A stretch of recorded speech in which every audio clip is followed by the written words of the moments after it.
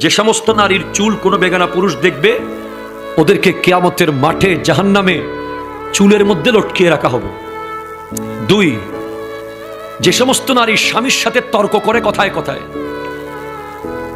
বাকবিতান্ডে জড়িয়ে যায়, কথায় কথায় জবাব দেয়, স্বামীর মনে আঘাত দেয়, তাদের জিহ্বার মধ্যে লটকিয়ে রাখা হবে।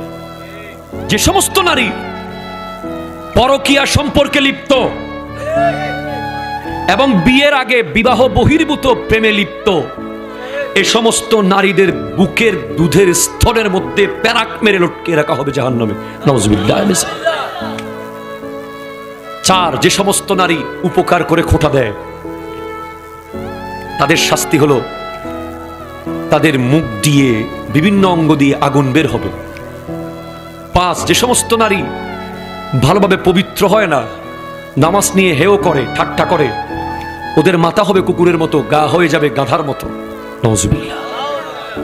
অথবা যাদের হাত পা বেঁধে রাখা হয়েছে, সাপ বিচ্ছু ছেড়ে দেওয়া হয়েছে, এরাই শাস্তিটা পাবে।